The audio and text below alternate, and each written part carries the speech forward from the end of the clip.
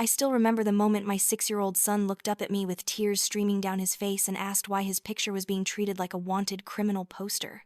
We were standing at the gates of what was supposed to be my sister's dream wedding at a luxury vineyard in Napa Valley, California, and there it was.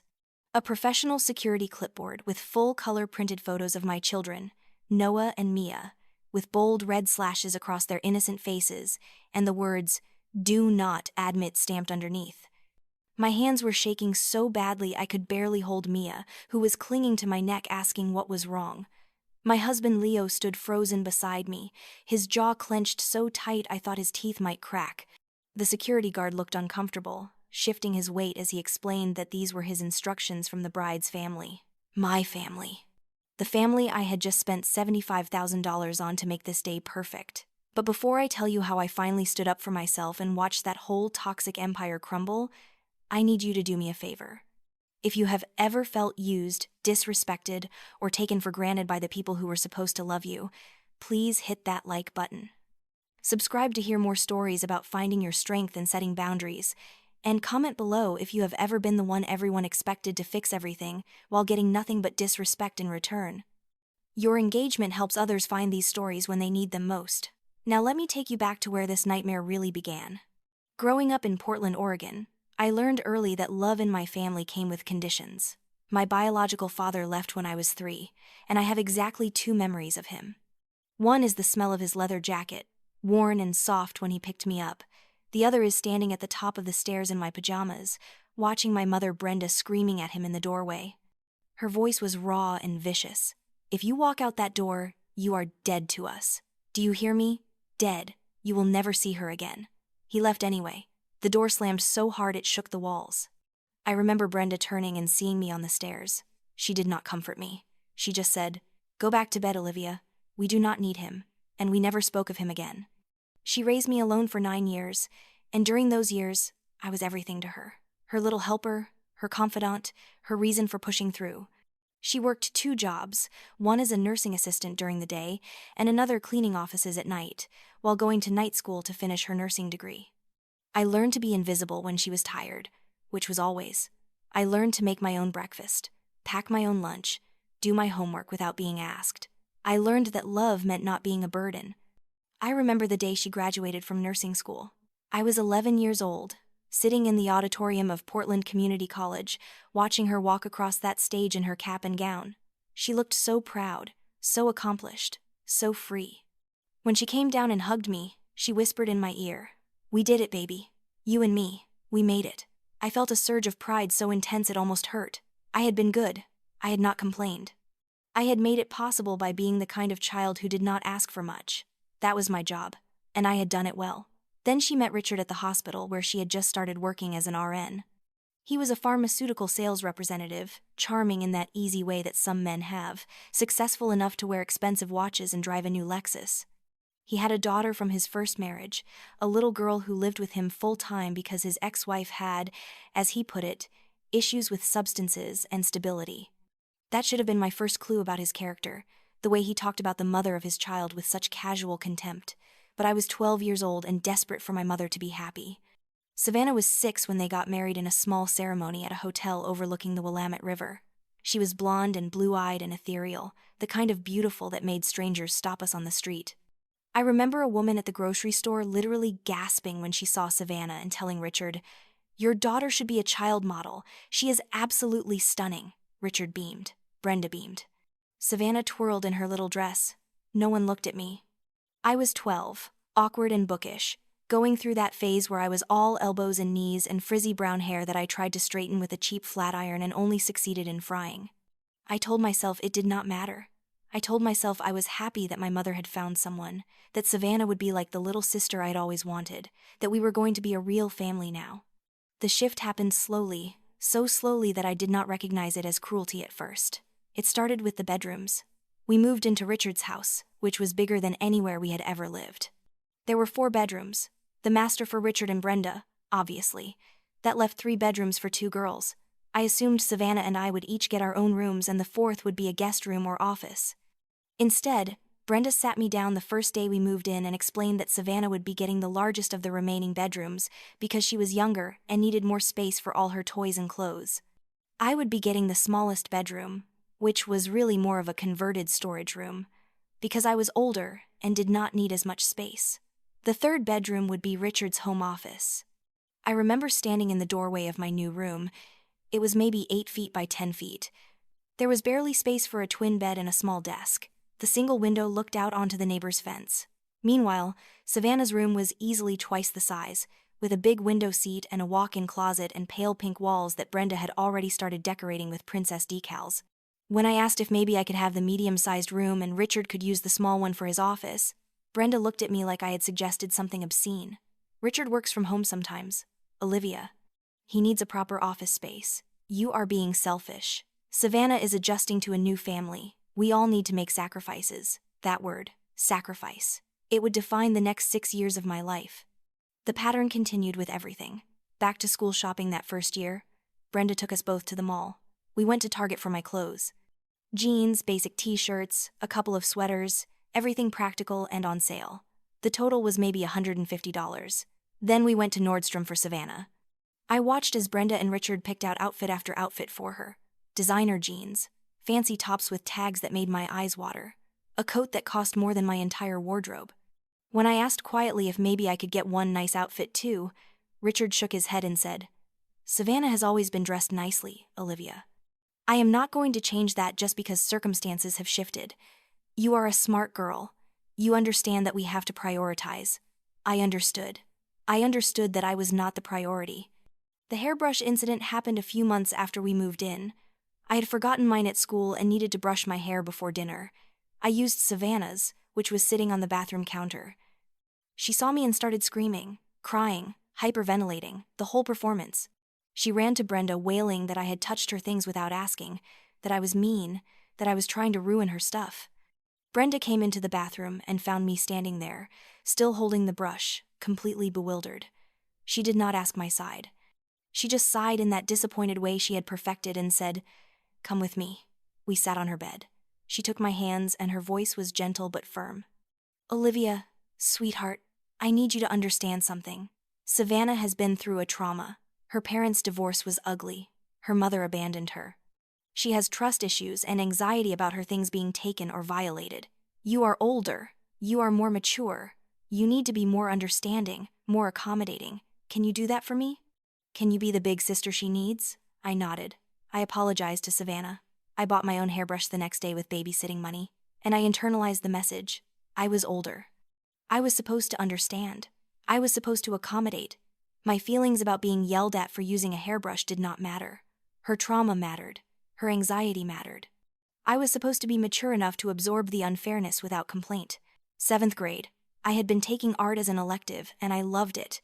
My teacher, Miss Chen, told me I had real talent. She gave me information about extracurricular art classes at a local community center. They were not expensive, maybe $60 a month, and they met twice a week. I was so excited. I brought the flyer home and showed Brenda. She looked at it and said she would think about it. That same week, Savannah announced she wanted to take dance classes. Ballet, jazz, and tap.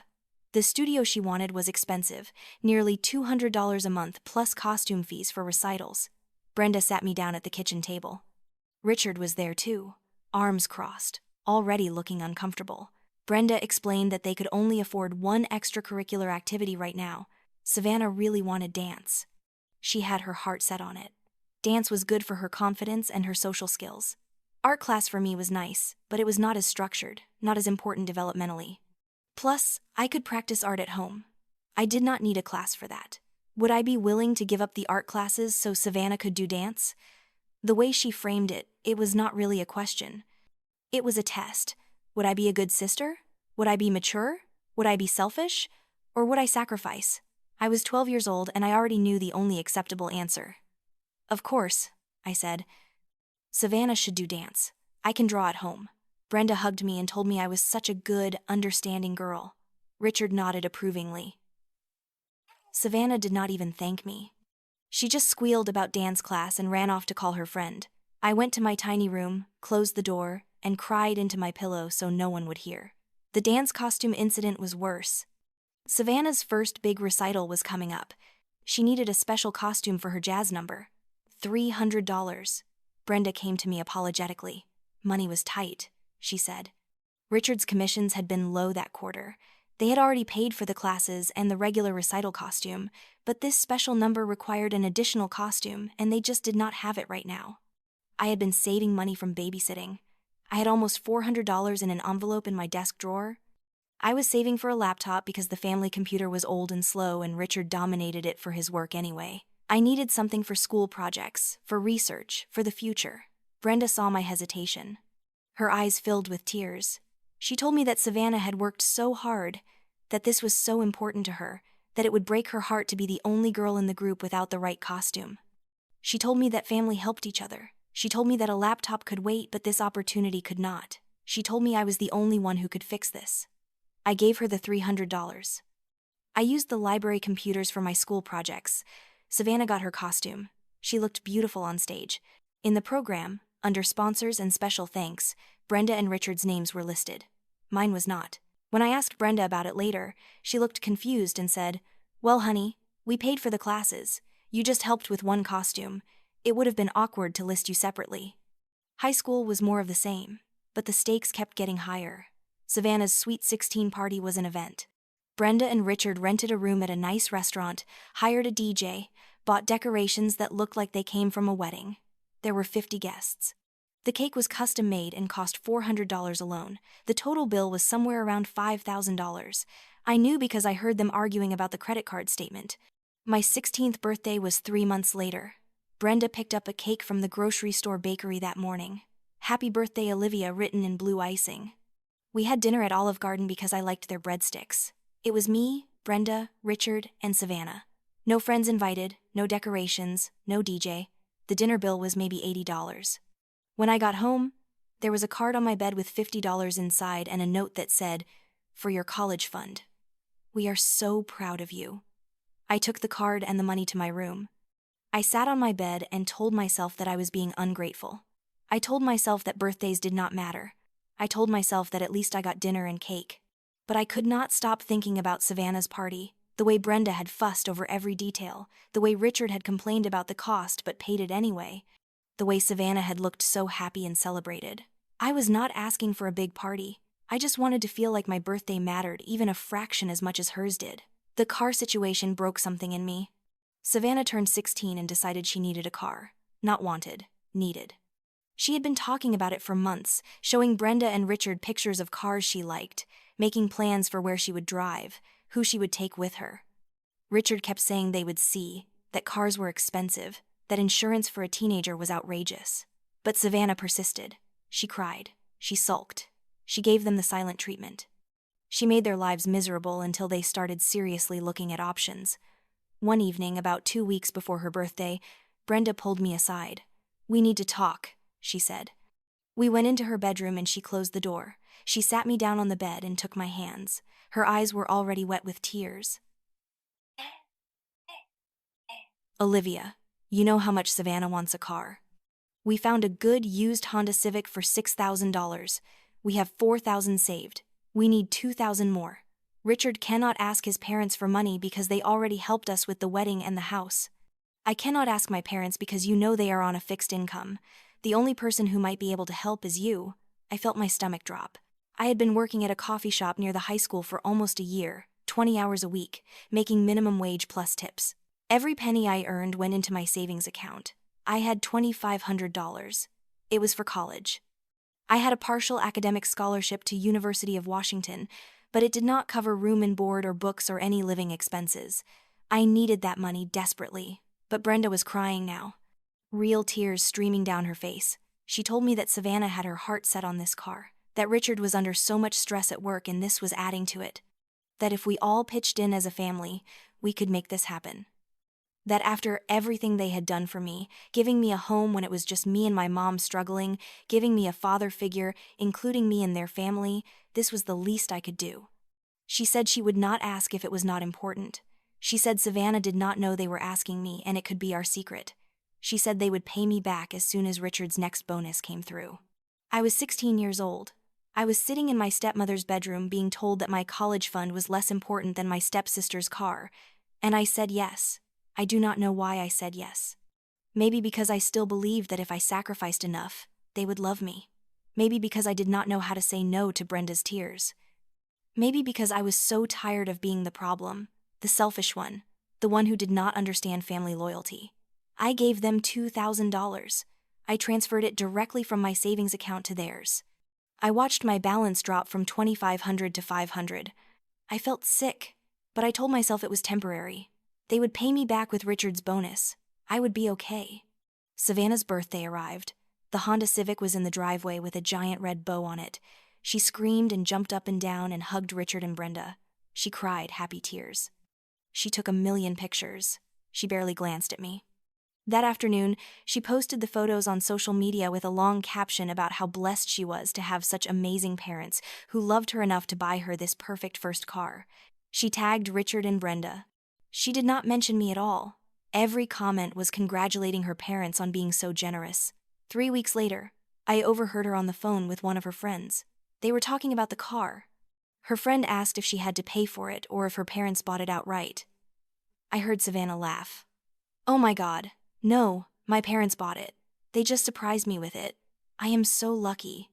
My friend had to buy her own car, and she is still making payments. But yeah, my parents are the best. They totally spoiled me. I felt something crack inside my chest. I waited until Savannah was gone, and then I found Brenda in the kitchen. I asked her, quietly, carefully, why Savannah did not know that I had contributed to the car. Brenda looked at me like I had said something offensive. She put down the dish she was washing and dried her hands on a towel.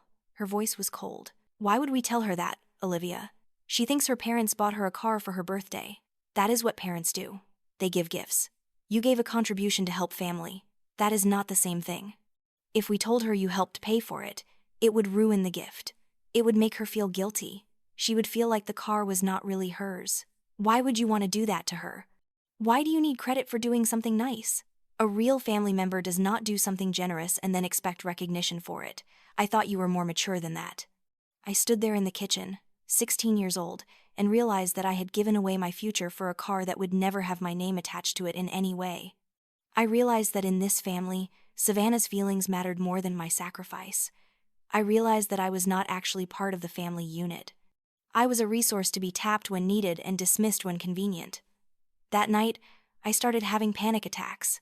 I did not know that was what they were.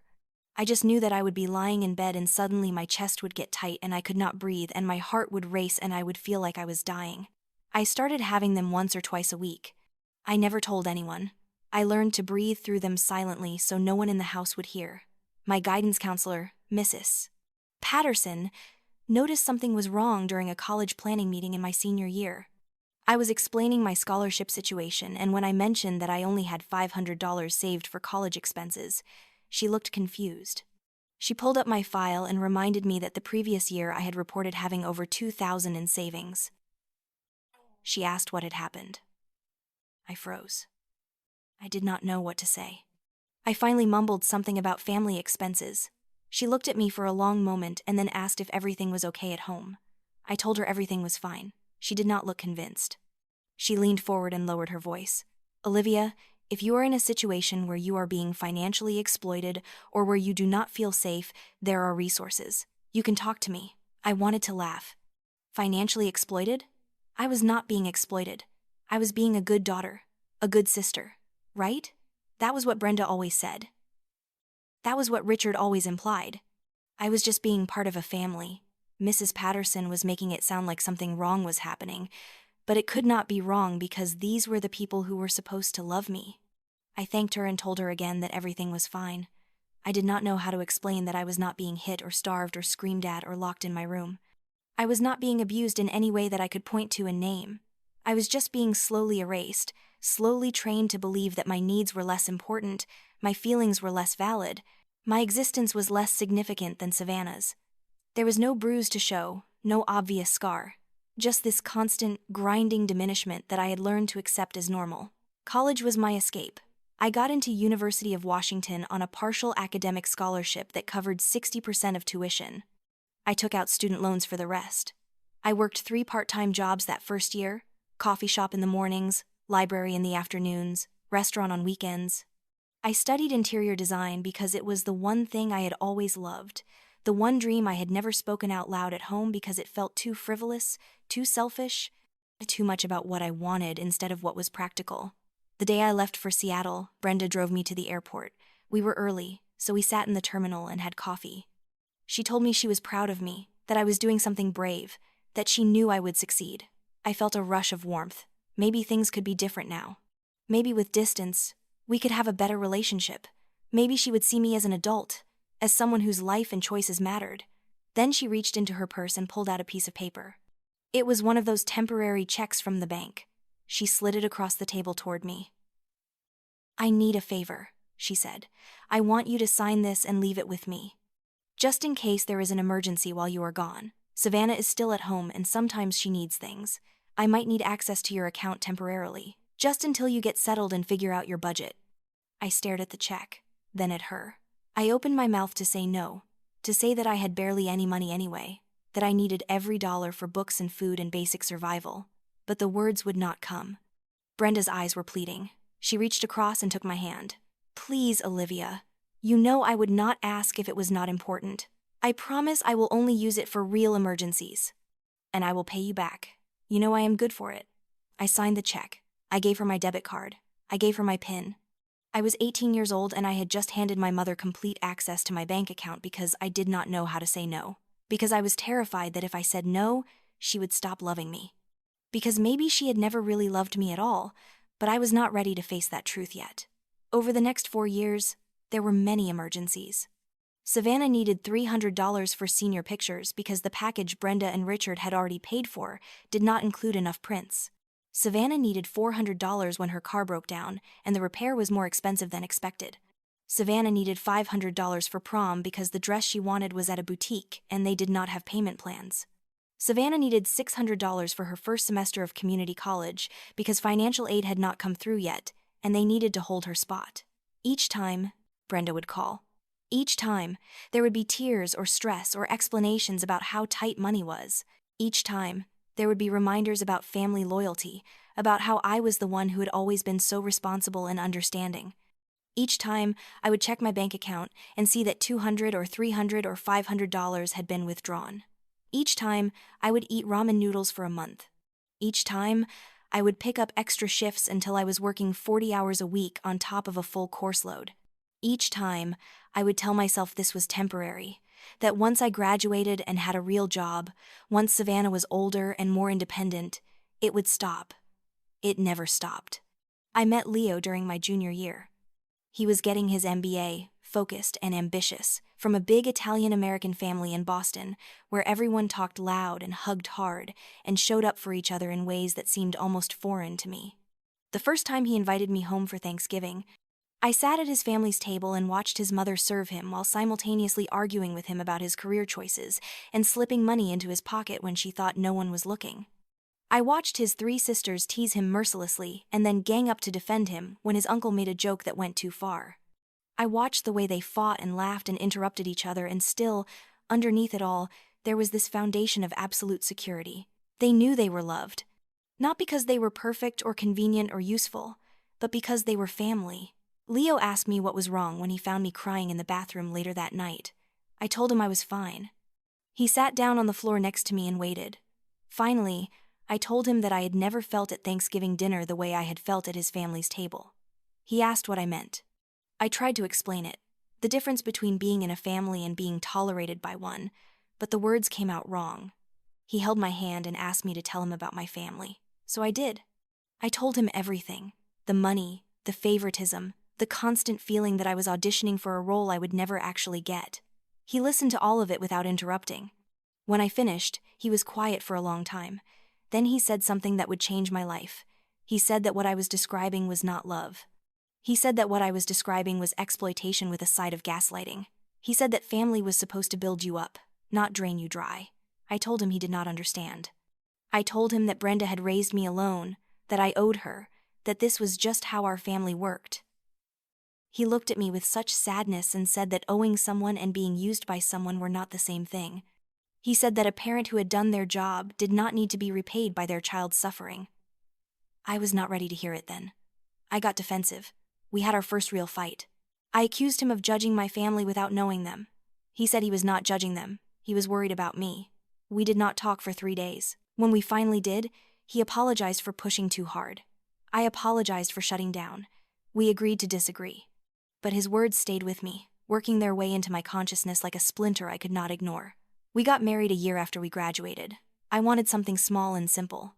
Brenda insisted on being involved in the planning. She had opinions about everything.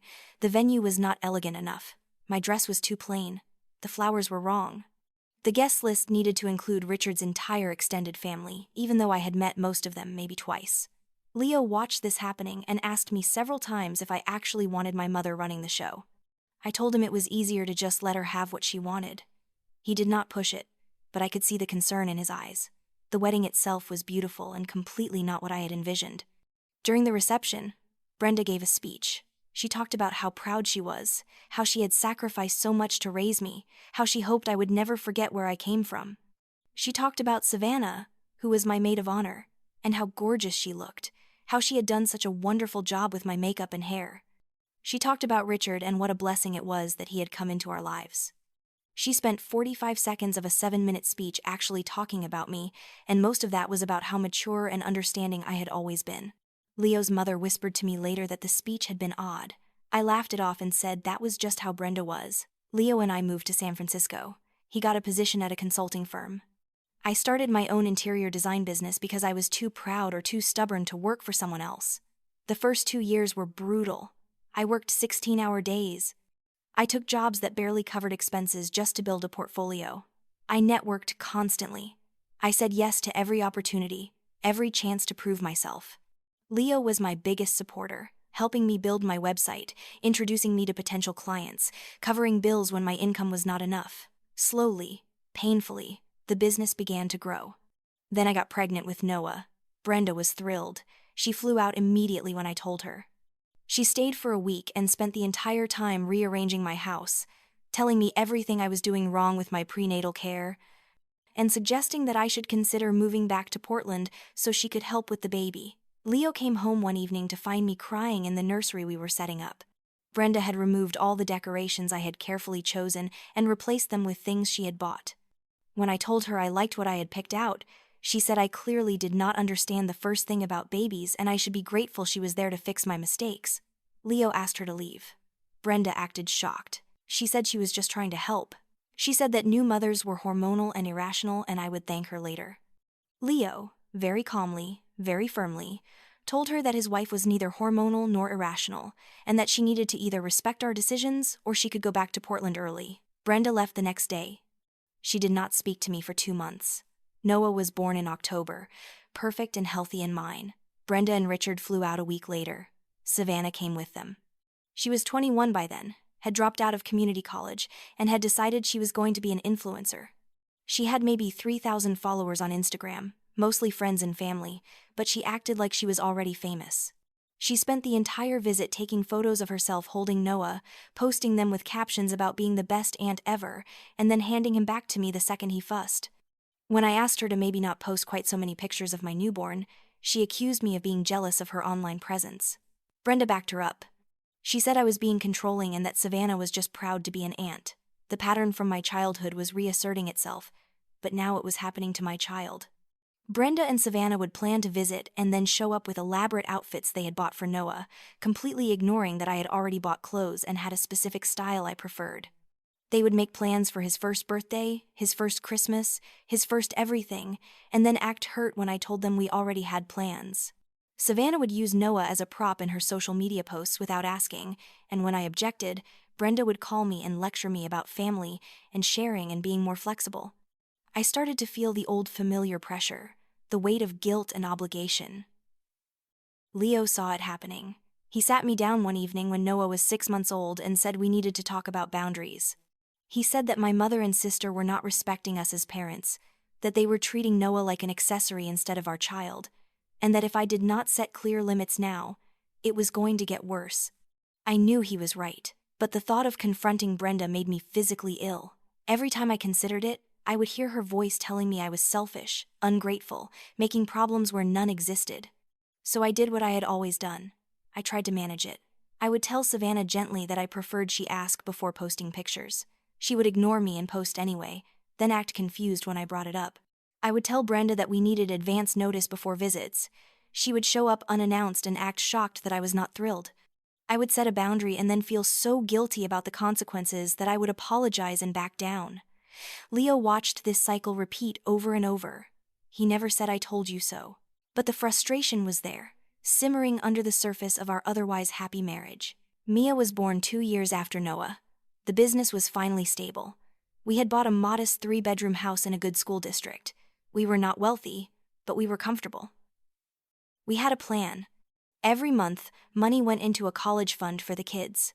Every month, money went into a business expansion fund so I could eventually hire staff and take on bigger projects. Every month, we were building towards something. And then Brenda started calling more frequently. Richard's hours at work had been cut. They were struggling with bills. Could I help with a few $100s just to get them through the month? I sent $500, then $1,000 the next month, then $1,500 the month after that. Each time, there was a promise that this was the last time, that things were about to turn around. Each time, Leo asked me to please reconsider, to think about our kids, to remember that we had goals and plans. Each time, I told him I could not just let them struggle. He asked me what the actual plan was. How much was enough? When was I allowed to say no? I did not have answers. Savannah's influencer career was not taking off the way she had imagined. She was living with Brenda and Richard, working part-time at a boutique, and spending the rest of her time taking photos and posting motivational quotes over pictures of herself in expensive outfits that I suspected were being charged to credit cards they could not afford. She started asking me for money too, small amounts at first, 100 here, 200 there. Then she asked if I could cover her car payment for a few months because things were tight. I asked her why she did not get a full-time job. She said that would take away from her content creation time and that she was right on the verge of a major brand partnership that was going to change everything. I covered 3 months of car payments at $275 each. The brand partnership never materialized. Savannah's follower count stayed stagnant. My business account got smaller. Leo and I had our first serious fight about money. He said I needed to stop enabling them. I said they were my family and I could not just abandon them. He said I was not abandoning them by refusing to fund their irresponsibility. He said that Brenda and Richard were adults who had made choices, that Savannah was a grown woman who needed to figure out that Instagram fame was not a viable career plan, and that we had our own children to think about. I told him he did not understand because his family was normal. He said my normal meter was broken and that was exactly the problem. We did not speak for 2 days. It was the longest silence in our marriage. When we finally talked, I cried and told him I did not know how to say no without feeling like I was betraying everyone I was supposed to love. He held me and said that the problem was not that I was bad at saying no.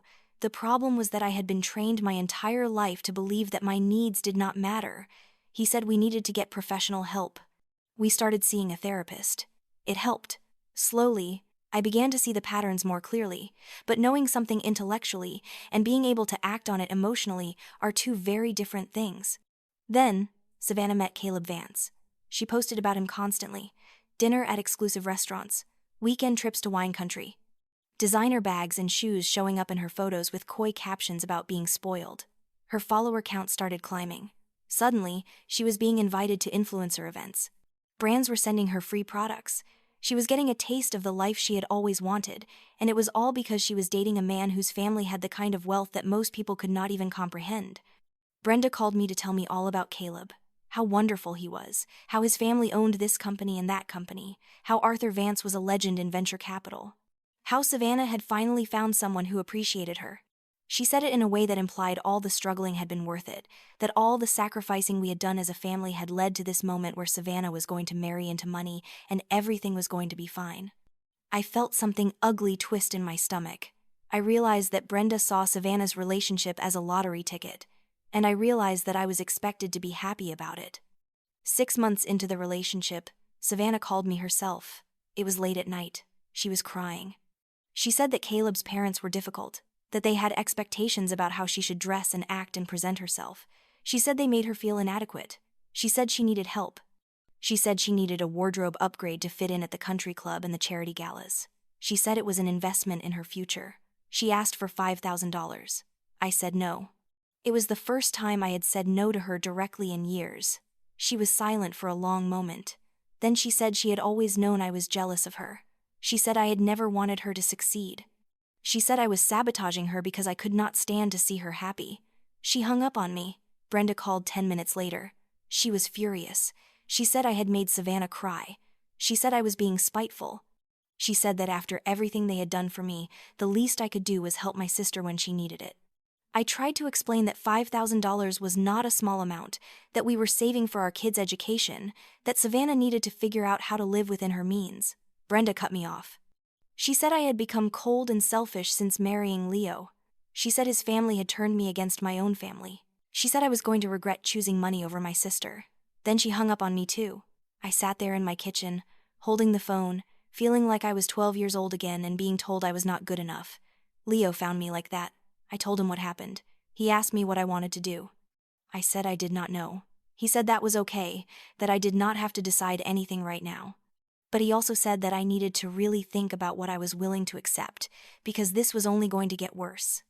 Caleb's family had money, but that did not mean Brenda and Savannah were going to stop expecting me to fund their lives. If anything, they were going to expect more, because now there was a standard to maintain. He was right. Over the next few months, the requests became more frequent and more brazen. Brenda needed money for a new outfit for a dinner with Caleb's parents. Richard needed money for car repairs. Savannah needed money for a professional photographer to update her social media portfolio. Every request came with a justification about how this was helping Savannah land the relationship that was going to set the whole family up. Every request came with guilt and manipulation. I gave in more often than I said no. Our college fund contributions got smaller. Our business expansion kept getting delayed. Leo stopped arguing with me about it. That scared me more than the fighting had. Then Savannah got engaged. The ring was enormous. The proposal was at some fancy resort in Carmel. The photos were everywhere on her Instagram. Her follower count jumped to 50,000 almost overnight. She was officially a mid-tier influencer, and she was leveraging her engagement for everything it was worth. Brands started offering her partnerships. She got invited to exclusive events. She was living the exact life she had always dreamed about. 2 weeks after the engagement, Brenda called and asked if we could all have dinner. She said it was important family business. Something in her tone made my stomach drop. Leo offered to make an excuse, to say we could not make it. I told him we should go. I told him it was probably just going to be wedding planning talk. He looked at me like he knew better, but he did not argue. We flew to Portland on a Friday evening. The kids were excited to see their grandparents. We checked into a hotel because staying at Brenda's house had become too stressful. Saturday morning, we drove to their house. Richard answered the door and immediately looked uncomfortable. That should have been my first warning. He hugged the kids and made small talk about traffic while carefully avoiding eye contact with me. Brenda appeared and made a big fuss over Noah and Mia, then ushered us all into the dining room. The dining room had been transformed into a presentation space. There was a projector set up. Savannah was standing next to a laptop, wearing an outfit that probably cost more than my mortgage payment. She looked radiant and confident and completely sure of herself. She hugged me and thanked me for coming. She said she knew we were busy, but this was so important. Then she dimmed the lights and started her presentation. The title slide appeared. Savannah's Dream Wedding, a vision of minimalist elegance. I felt Leo tense beside me. The next 45 minutes were surreal. Slide after slide of mood boards and Pinterest screenshots and vendor quotes. Ceremony at Meadow Heights Vineyard in Napa Valley. Guest list of 250. Dress by Vera Wang. Florals by someone who apparently did Chelsea Clinton's wedding. Catering by a Michelin-starred restaurant. String quartet for the ceremony. Live band for the reception. Professional photographer and videographer. Fireworks at midnight. Transportation for guests. Welcome bags. Rehearsal dinner. Day after brunch. The list went on and on. Then came the budget slide. $75,000. The number just sat there on the screen. Noah whispered to ask what all the numbers meant. I could not answer him. I could not actually form words. Savannah kept talking. She explained that they had done everything they could to keep costs down, that this was actually very reasonable for a wedding of this caliber, that Caleb's family had certain expectations about the event. She said Brenda and Richard had contributed everything they could. She said there was just one small gap left to fill. Brenda took over. She stood up and suddenly there were tears in her eyes. She talked about how she had always dreamed of giving Savannah the perfect wedding. She talked about how they had emptied their savings account. She talked about Richard's health issues and how the stress of trying to come up with more money was literally making him sick. She talked about how this was probably going to be their only daughter's wedding, and they just wanted it to be perfect. She did not specifically name an amount. She did not have to. The number was hanging there in the air, 75,000 total. They had allegedly contributed 25,000 already. That left 50,000. Savannah walked over to me. She took my hands. She looked me in the eyes and said that I was her big sister, her role model, the person who had always been there for her. She said I was the most successful person in the family. She said she knew I would understand how important this was. She said that once she and Caleb were married, once she was part of the Vance family, she would be able to pay me back and it would be like it never happened. She said that this was not just about her, it was about all of us finally getting the stability and security we deserved. Before I could respond, Leo spoke. His voice was calm, but there was steel underneath. He said no.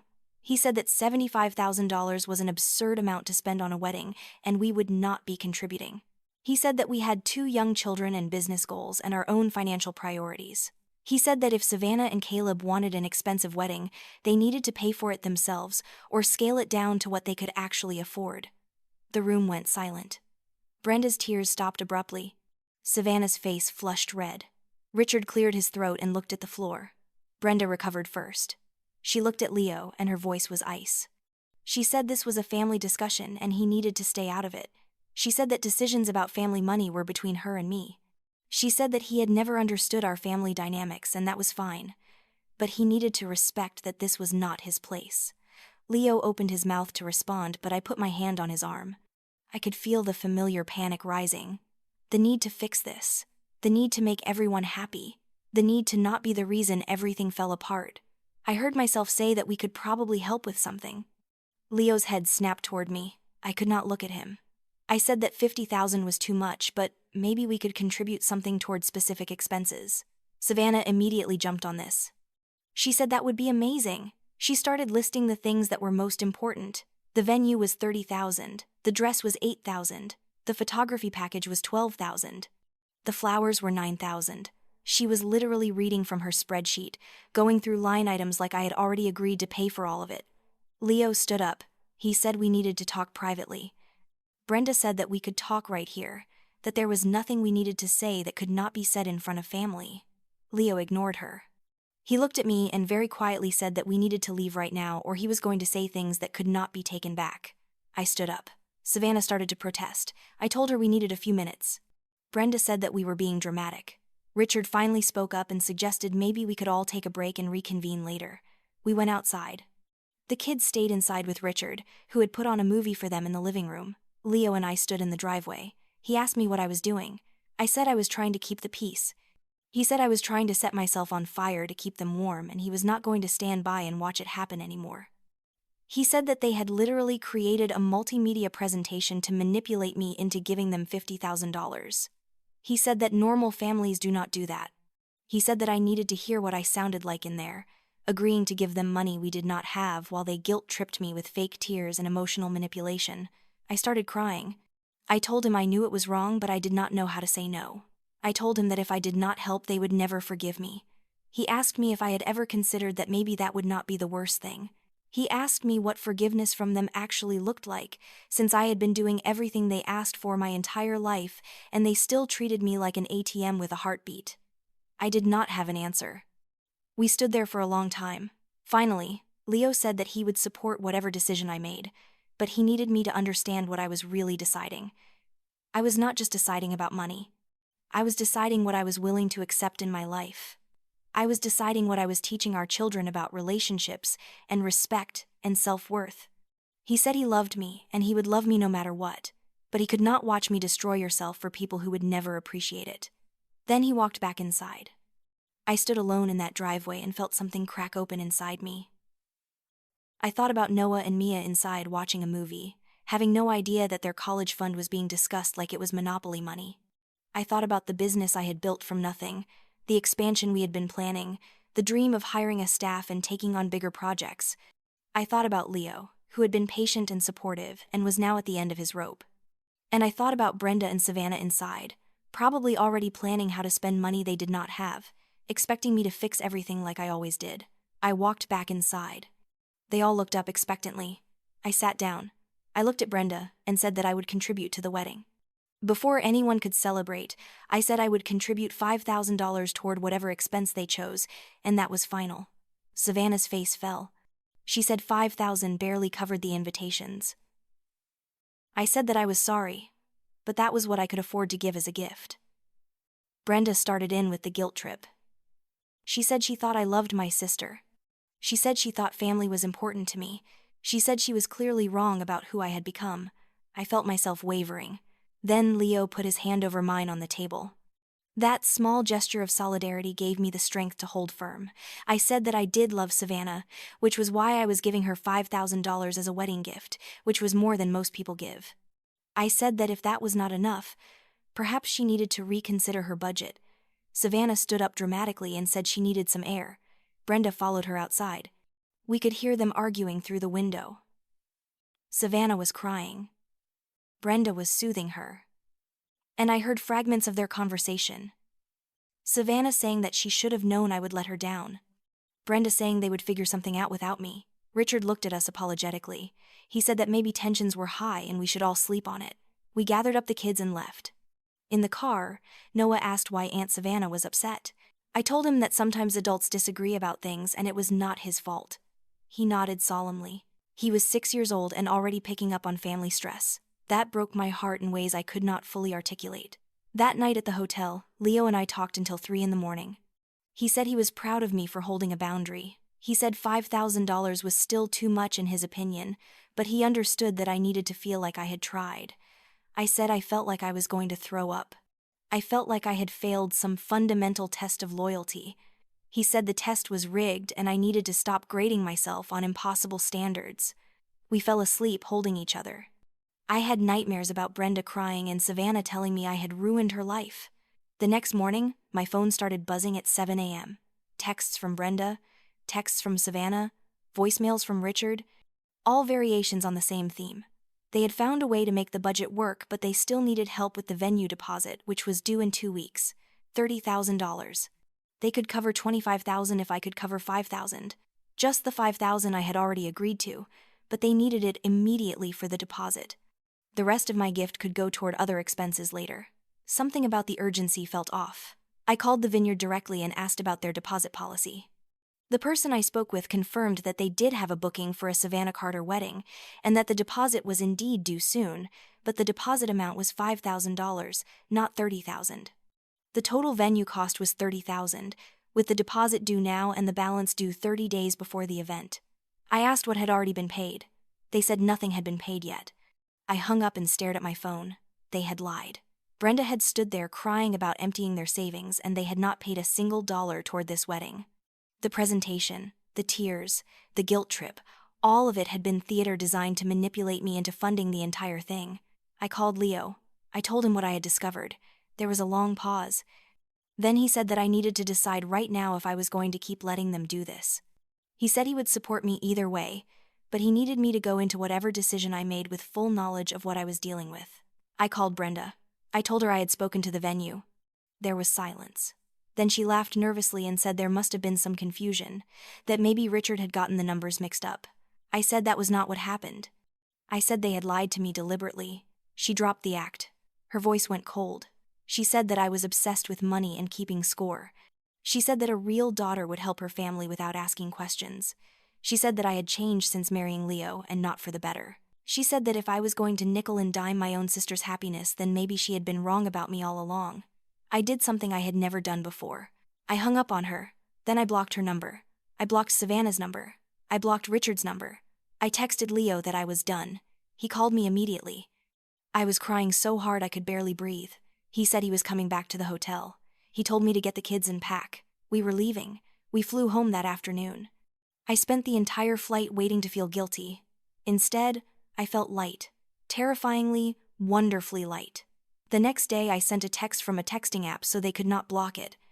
I said that I would give $5,000 as a wedding gift, as originally stated, but only if they provided me with proof of actual wedding expenses paid. I said any further requests for money would be ignored. I said that I needed space and would not be responding to calls or messages. Then I blocked that number too. For 3 weeks, there was silence. Then, an invitation arrived in the mail. Heavy cardstock, gold foil, elegant calligraphy. Savannah Carter and Caleb Vance request your presence. I opened it carefully. Inside was a small insert card in matching cardstock. Due to the intimate and elegant nature of the celebration, the bride and groom request an adults-only affair. Guests are kindly asked to arrange childcare as children under the age of 12 will not be permitted at the venue. I read it 3 times. Then I laughed. It was not a funny laugh. It was the kind of laugh that comes from being so shocked you do not know how else to react. They were banning my children from the wedding. After everything, after all the money and the guilt trips and the manipulation, they were telling me that Noah and Mia were not welcome.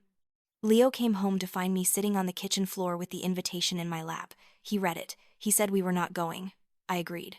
Then I changed my mind. Something shifted in me. I thought about that presentation, about the lies, about the years of being used.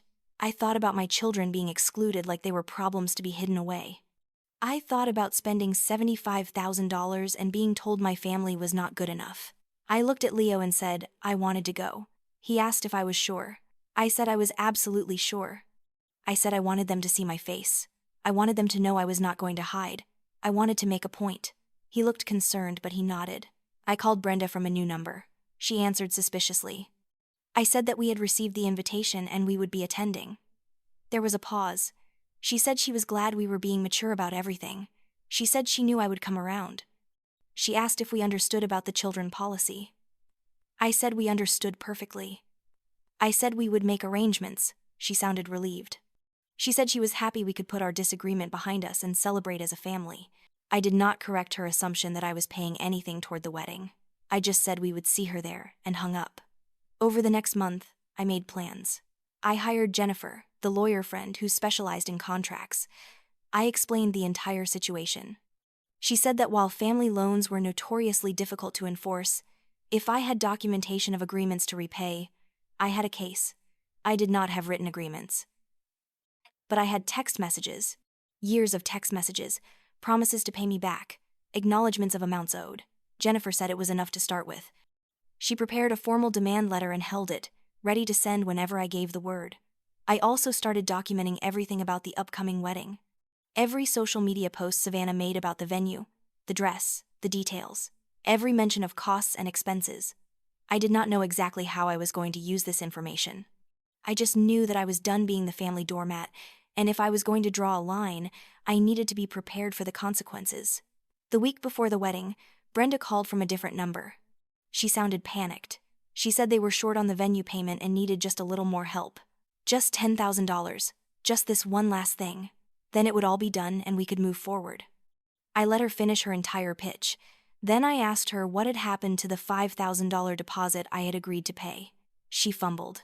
She said that had been used for the dress deposit. I asked if she had proof of that expense. She said she did not understand why I was being so difficult. I said I was not giving her any more money. She started crying. Real or fake, I could not tell anymore, and I did not care. She said I was ruining Savannah's wedding. I said Savannah had done that all by herself. I hung up. I did not hear from them again until we arrived at the vineyard. We had flown to California, rented a car, checked into a hotel. The kids looked beautiful. I had bought them the most expensive, most photogenic outfits I could find. Noah had a little suit that made him look like he was going to a royal wedding. Mia had a princess dress that sparkled. I had my hair professionally done. Leo wore his best suit. We looked like we belonged at a $75,000 wedding. We looked like people who should be welcomed, not banned. We pulled up to the venue at exactly the time listed on the invitation for the ceremony. Noah and Mia were bouncing with excitement. They thought they were going to see Aunt Savannah get married in a beautiful garden. I had not told them otherwise. I told myself I was going to explain in the car, that I would find the right words to make them understand that this was not their fault. But as we walked up to the entrance, they ran ahead before I could stop them. That is when the security guard stopped us. That is when I saw the clipboard. That is when my 6-year-old son looked up at me with tears in his eyes and asked why his picture was being treated like a wanted criminal poster. That is when my whole world crystallized into perfect, terrible clarity. This was it. This was the moment where everything changed. I looked at those photos of my children with red slashes across their innocent faces. I looked at the security guard who was just doing his job. I looked at Leo, whose rage was barely contained. I looked at Noah crying and Mia confused and scared. And I knew exactly what I was going to do. Brenda and Savannah came walking up right on cue. Brenda, with her fake concern. Savannah with her victimhood already queued up. They started with the excuses, the venue rules, the aesthetic, the adults-only policy. I let them talk. I let them try their manipulation. I felt Leo ready to explode beside me. The security guard looked increasingly uncomfortable. Other guests were starting to arrive and watch the scene unfolding. Then I saw the Bentley, black and sleek and expensive in a way that announced itself without effort. Arthur Vance stepped out. Eleanor Vance followed. They took in the scene with sharp, assessing eyes. I watched Arthur walk over to the security guard. I watched him look at the clipboard. I watched his expression change as he studied the photos of two young children marked like criminals. I watched him look at me, then at my kids, then at Brenda and Savannah. What happened next happened fast. Arthur spoke to the security guard. Caleb appeared, looking confused. Arthur said they were leaving. Savannah started to panic. Arthur cut her off with words that were polite but devastating. He said something about integrity and respect and not associating his family with this kind of cruelty. He said something about taking money from family and then treating them like trash. He turned to me and apologized. Then he got in his car and drove away, taking Caleb and Eleanor with him. The silence was absolute. Guests were staring. The wedding coordinator looked panicked. Brenda's face cycled through shock and rage and fear. Savannah crumbled, her perfect day disintegrating in real time. And I felt nothing but clarity. I took my family and walked away. We got in the car. We drove back to the hotel. We changed clothes. We took Noah and Mia for ice cream and told them that sometimes people make bad choices, and when that happens, we choose ourselves. That night, I sent Jennifer the signal. She sent the demand letter. $75,000. 30 days to pay or I would file a lawsuit. Attached were screenshots of every expense Savannah had posted about, every text message promising repayment, every documentation of lies and manipulation. It was not just about money anymore.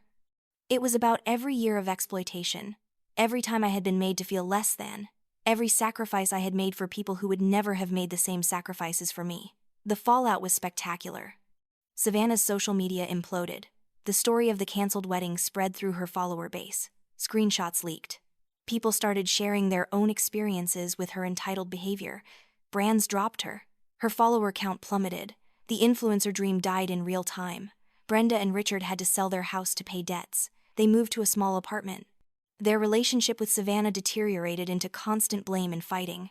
Caleb Vance never looked back. Richard reached out 3 weeks later. Just him, no Brenda. He apologized.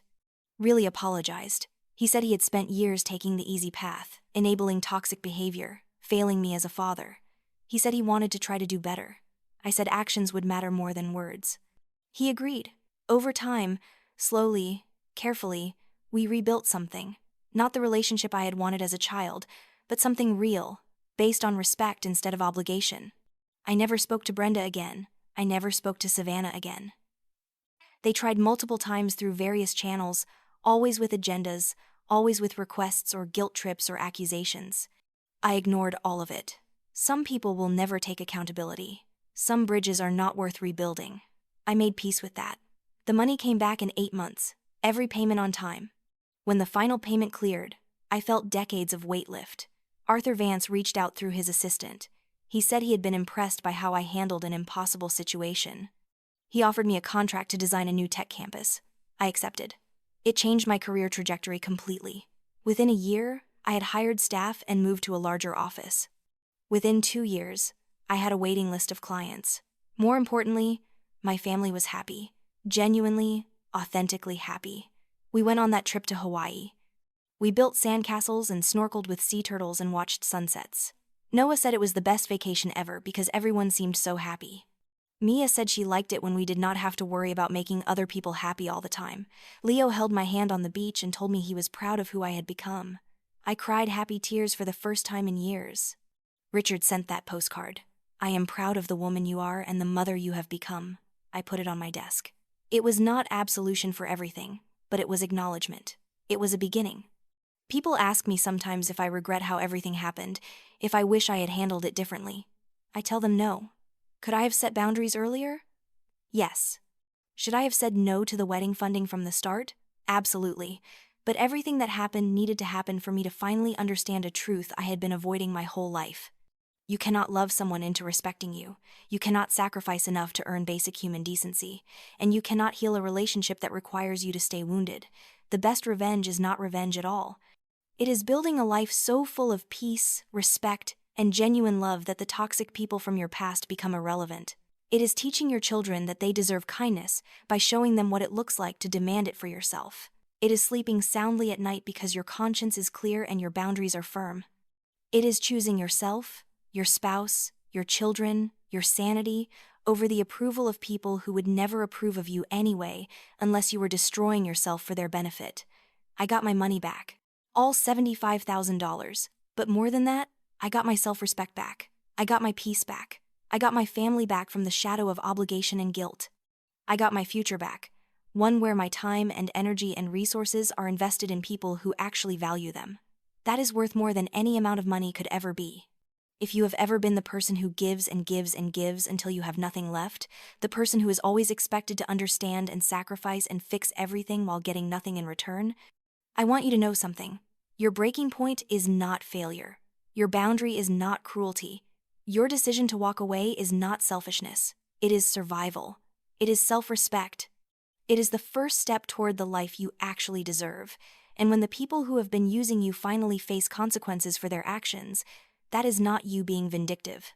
That is reality catching up with behavior that should have had consequences all along. I am still healing. There are moments when I feel echoes of the old guilt, the old voice telling me that good daughters sacrifice everything. But then I look at my children, at the life we are building, at the business I have grown, at the marriage that is stronger because we finally have the space to be partners instead of managing family crises. And I remember that choosing peace was not giving up on family. It was refusing to give up on myself. So here is my question for you. What would you do if you were in my position? Have you ever had to cut off toxic family members to protect your peace? Do you think family obligations have limits, or should family always come first, no matter what? I want to hear your thoughts in the comments below. And if this story resonated with you, if you have ever felt used or disrespected by people who were supposed to love you, please hit that like button and subscribe because you are not alone and your story matters too. Sometimes the bravest thing you can do is walk away.